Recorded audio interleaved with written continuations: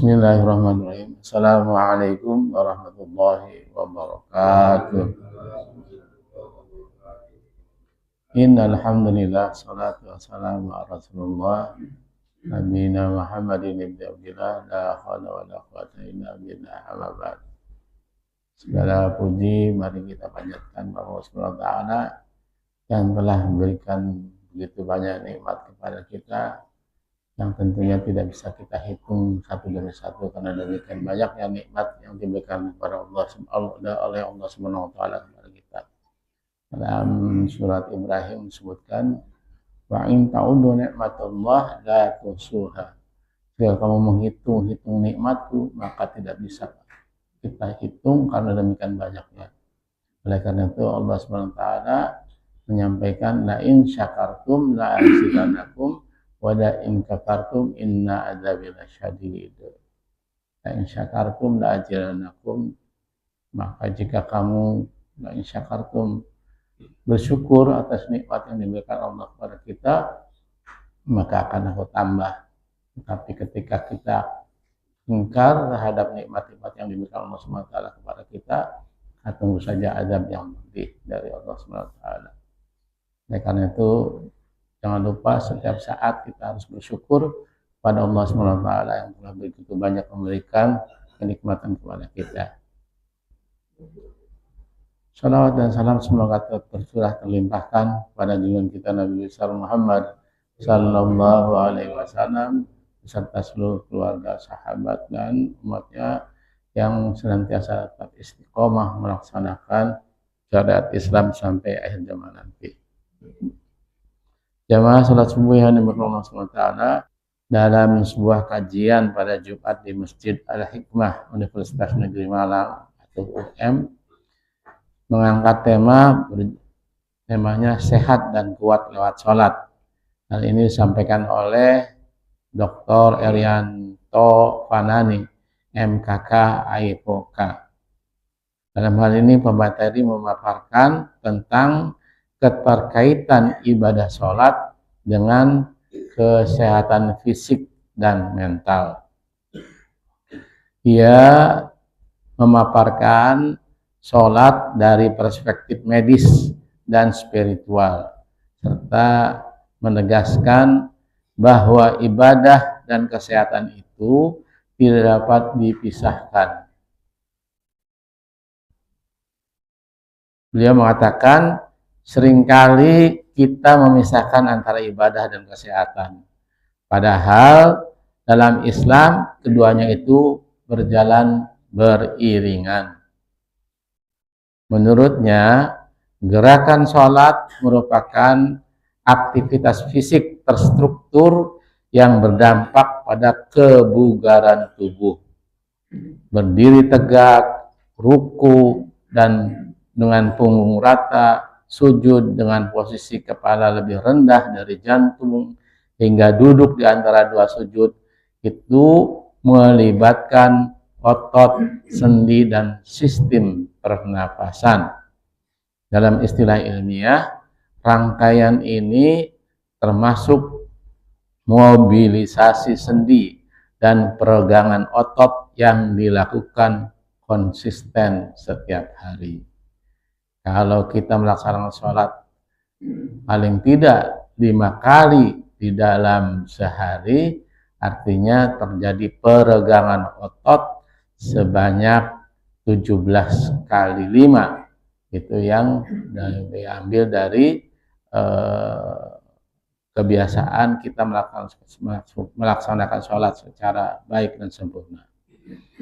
Jamaah sholat subuh rahimakumullah, beliau menjelaskan ruku itu membantu meregangkan otot punggung dan hamstring, sedangkan sujud meningkatkan aliran darah ke kepala sehingga menyegarkan pikiran.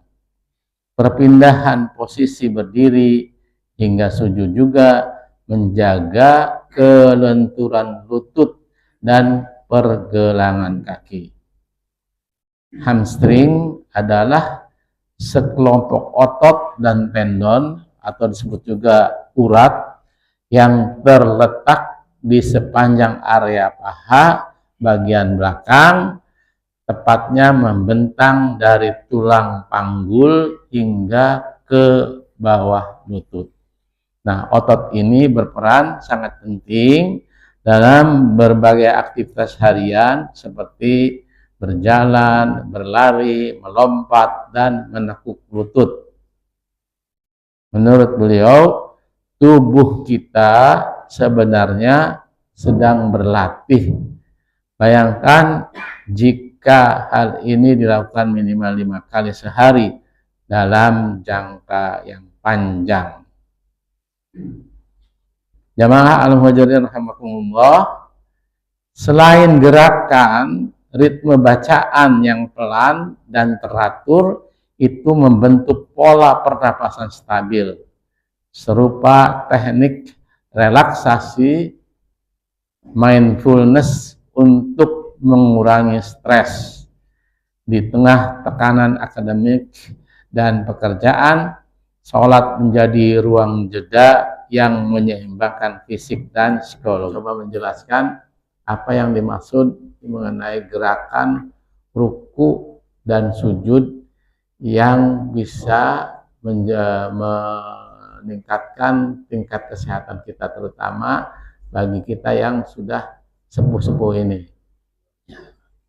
Jadi ruku yang dimaksud adalah gerakan kita melakukan ruku. Mungkin bisa dicontohkan siapa yang di sini yang masih kuat, masih berdiri tegak. Oh, bisa Pak Erwin ya? Ya, coba ruku. Ya, ruku. Iya, langsung ruku. Nah, ruku itu melibatkan gerakan di mana punggung kita itu melurus. Jadi, coba ruku. Nah, ruku yang benar adalah menurut kesehatan kaki keduanya ditarik ke belakang penuh. Jadi posisinya penuh. Kemudian tangan kita jangan mengepal begini, tapi tangan kita yang membuka. Ya. Kemudian ini ditarik ke dalam. Jadi setelah ini keras, ini punggung ditarik ke dalam. Ini modelnya gini. Ini keras nih, kemudian ditarik ke belakang. Jadi posisinya ini adalah untuk menarik urat punggung kita di belakangnya. Nah, dengan berdiri dengan ruku sejenak atau dalam bahasa agama kita tumaninah, itu bisa menyebabkan atau kerenggangan dari posisi kita. Nah, ini posisi kita ya, jadi ruku, nah posisi ini di lutut, kemudian ini di gini posisinya itu. Ya, posisi kepala sebetulnya lurus di ini. Ya, jadi ini yang menyebabkan urat di belakang kita itu menjadi tegang, tidak terjepit. Nah, ini adalah posisi ruku yang benar ya. Jadi kita harus melatih diri kita untuk senantiasa melakukan gerakan seperti itu. Supaya apa? Supaya unsur kesehatannya didapat. Bukan saja unsur agamanya, unsur pelaksanaan sholatnya, tetapi juga unsur kesehatannya. Sebagaimana tadi bahwa sholat itu sholat itu akan menguatkan penguatan sholat. Ini adalah posisi ruku kita. Nanti bisa dilatih di rumah. Posisinya ini ditarik ke belakang, ini posisi kaku, kemudian tangan tidak mengepal, tapi tangan akan membuka begini, kemudian ya punggung itu dikebelakangkan. Awalnya memang sakit, tapi lama-lama akan menjadi kuat otot kita di belakang ini. Ya, menjadi kebiasaan. Itu yang pertama mengenai ruku. Sampai sini ada yang mau ditanyakan?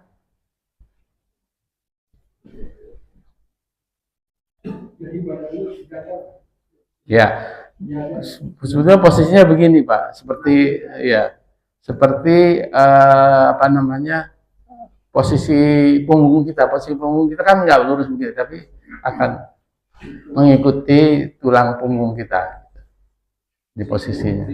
Iya, ini kakinya ditarik ke belakang supaya keras, apa namanya, supaya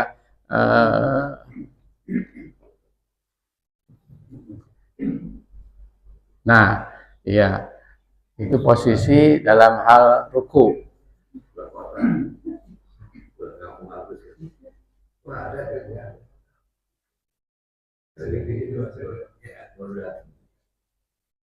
Ya, jadi coba kita latih masing-masing, mulai dari diri kita sendiri. Bagaimana posisi, mungkin kalau yang sudah tua, otot-ototnya pada kaku itu, kalau dilatih akan mengurangi rasa sakit di pinggang. Orang-orang yang sakit pinggang itu karena ototnya tidak pernah dilatih. Yang kedua, hamstring. Hamstring itu posisinya ada di sini. Ini otot hamstring dari mulai punggung, panggul sampai ke bawah. Nah, ada dokter yang mengatakan bahwa jantung kedua kita adalah betis, di betis ya. Ini betis kita ini adalah jantung kedua kita. Ketika pompa darahnya mengalir dengan lancar di betis kita, maka posisi itu akan menyebabkan pernapasan kita menjadi baik. Tuh. Jadi hamstringnya ini ada di sini. Jadi ketika ditarik, ini posisinya akan melibatkan seluruh otot dan otot hamstring terutama, sehingga tidak mudah jatuh dalam apa namanya, dalam keseharian kita. Orang yang mungkin jatuh itu kata lemas, posisi apa namanya, ototnya itu. Gitu. Yang pertama tadi adalah posisi ruku kita ya. Yang kedua adalah posisi sujud. Posisi sujud itu kalau bisa dicontohkan,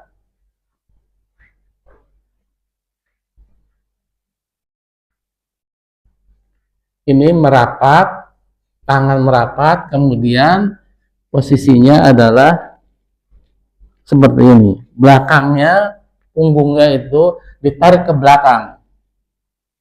Ditarik ke belakang. Nah, ini adalah posisi sujud. Dan ini mengalirkan darah dari bagian tubuh kita ke kepala. Kemudian ada apa namanya, berhenti sejenak atau tumaninah. Tumaninah inilah yang memberikan relaksasi kepada darah kita supaya bisa mengalir dengan normal ke otak kita. Jadi ini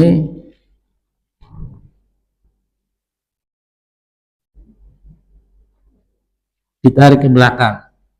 Jadi punggung ditarik ke belakang sehingga posisinya adalah mengalirkan darah dari jantung kita ke kepala. Ini posisinya. Maka dalam sholat itu posisi ruku tidak boleh lebih rendah daripada posisi sujud. Jadi posisi ruku begini, posisi sujudnya harus lebih. Orang-orang yang sholat sambil duduk itu usahakan untuk melakukan sujud lebih ke dalam dibandingkan dengan posisi ketika dia ruku. Ketika dia ruku begini, kemudian ketika dia sujud menjadi lebih dalam lagi. Supaya apa? Supaya ada gerakan di mana darah yang dari jantung terpompa ke otaknya orang itu. Jadi inilah yang mengurangi adanya ketegangan atau adanya saraf kejepit di dalam hal peredaran darah di tubuh kita ya, dari jantung menuju ke otaknya kita, sehingga apa? Sehingga otak lebih fresh lagi. Ya. Kalau orang yang normal itu posisinya adalah dia melakukan sujud, kemudian posisi punggungnya itu ditarik ke belakang,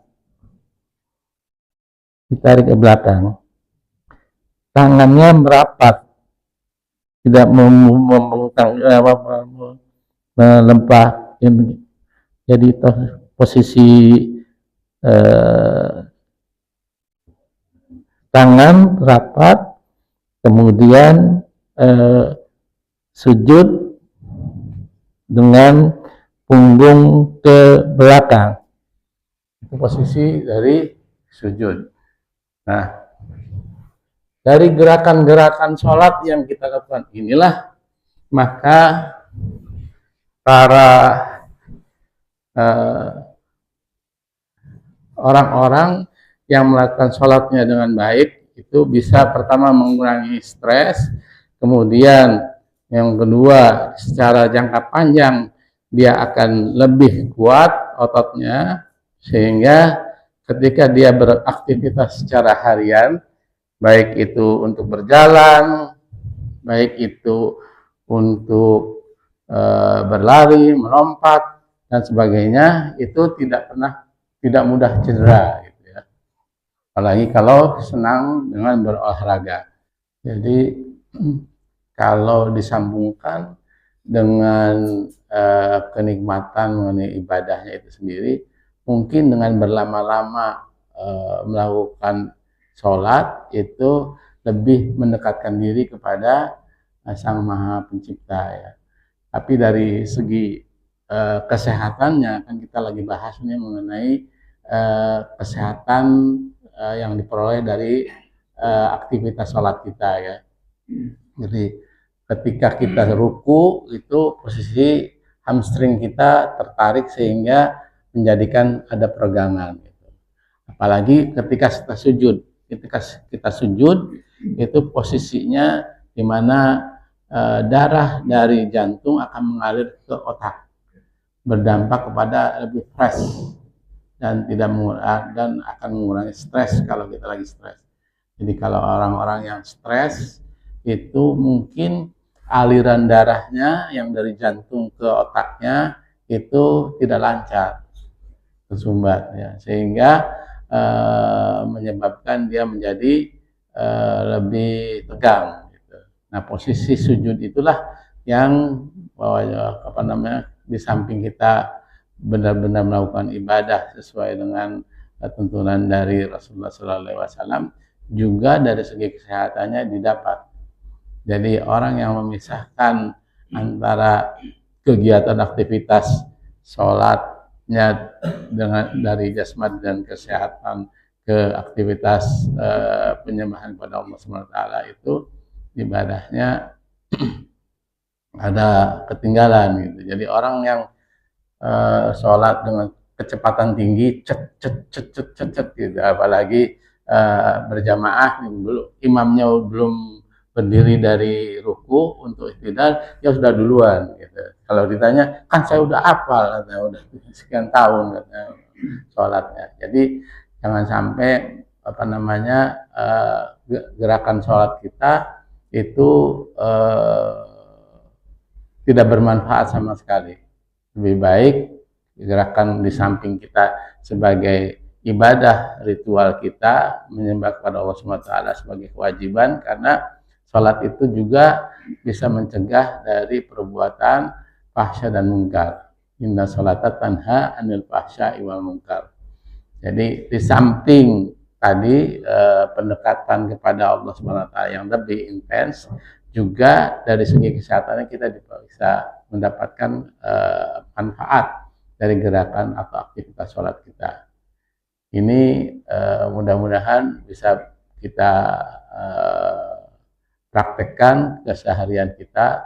Kalau misalnya ada rasa sakit atau ada ini, dicoba terus supaya apa? Supaya kita menjadi terbiasa. Kalau sudah terbiasa, itu insya Allah kita akan keluar keringat. nantinya itu akan keluar keringat. Kenapa? Karena kita melakukan sesuatu yang seperti olahraga. Kalau olahraga kan kalau yang udah benar itu biasanya suka keluar keringat gitu. Kenapa? Karena memang ada gerakan aktivitas kita yang memunculkan keringat di sana. Baik, sampai di sini dulu. Barangkali mudah-mudahan bermanfaat. Kita tutup dulu dengan doa kafaratul majelis. Subhanaka Allahumma wa bihamdika asyhadu an la ilaha illa anta astaghfiruka wa atubu ilaik. Assalamualaikum warahmatullahi wabarakatuh.